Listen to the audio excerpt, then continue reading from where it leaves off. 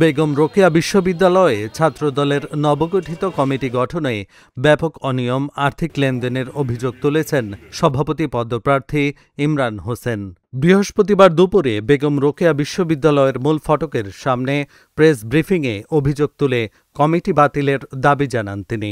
ইমরান বলেন, কেন্দ্রীয় ছাত্রদলের দায়িত্বপ্রাপ্ত নেতা সহসভাপতি এম মুসা, যুগ্ম সাধারণ সম্পাদক আদনান, সাধারণ সম্পাদক নাসির সহ কয়েকজন টাকা নিয়ে পদ বাণিজ্যে জড়িত। তার দাবি, সভাপতি পদ পেতে তার কাছ থেকে সরাসরি 10 লাখ টাকা চাওয়া হয়, যার মধ্যে চাপের মুখে তিনি কয়েক দফায় 2 লাখ টাকা দিয়েছেন। তিনি অভিযোগ করেন, বিশ্ববিদ্যালয় প্রশাসনের কয়েকজন জামাত ও আওয়ামীপন্থী কর্মকর্তা ও বিতর্কিত শিক্ষকদের সঙ্গে যোগসাজশে 20 লাখ টাকার বেশি লেনদেনের মাধ্যমে পছন্দের প্রার্থীকে কমিটিতে রাখা হয়েছে।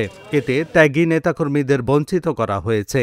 তাই দ্রুত কমিটি বাতিল করে নতুন কমিটি গঠনের দাবিও জানান তিনি।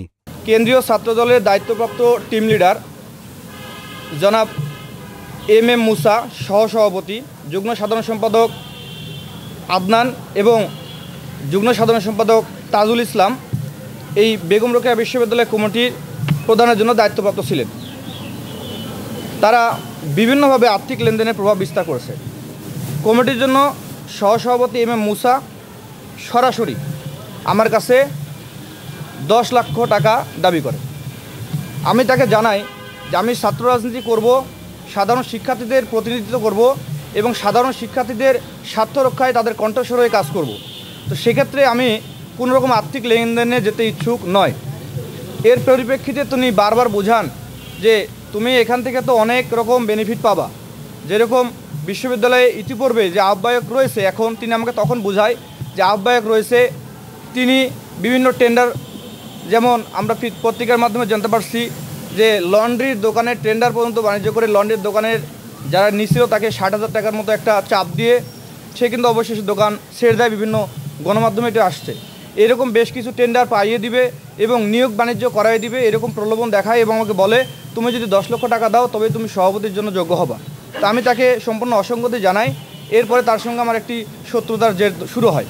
তারপরেও তিনি আমাকে বারবার আশ্বস্ত করেন এবং আমাকে এরই প্রেক্ষিতে বলেন যে কমিটির জন্য টাকা না দিলে তুমি বোঝো, আমি এম মুসা এবং আমরা যারা টিম এসেছি তারা তো রংপুরে থাকবো, আমাদের থাকা খাওয়া চলাফেরার জন্য তো কিছু কস্টিং দরকার। এর মারফতে তারা এসে নর্থ ভিউয়ের মতো 3 স্টার হোটেলে তারা থাকে এবং দিনের পর দিন থাকে এবং হিউজ টাকা বিল আসে। যার প্রেক্ষিতে তিনি আমাকে বলায় আমি তখন মনে করি যে যেহেতু একজন টিম এসেছেন, তিনি আমাদের ছাত্রদলের সংগঠনের একজন প্রতিনিধি, তো তার জন্য আমি এই সময় কয়েক ধাপে তাকে প্রায় 2 লক্ষ টাকা প্রদান করি। এরপরেও তিনি এগুলোতে বন্ধ ছিলেন না।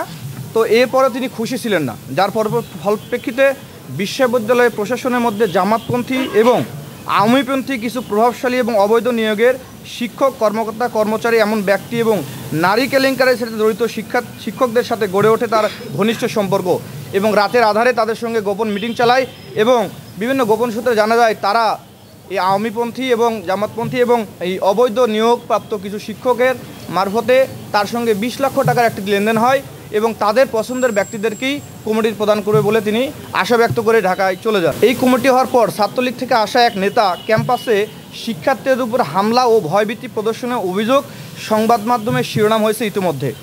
শিক্ষার্থীদের কলিজা কত বড় তা দেখতে চেয়েছেন, যা ইতিমধ্যে প্রকাশিত হয়েছে।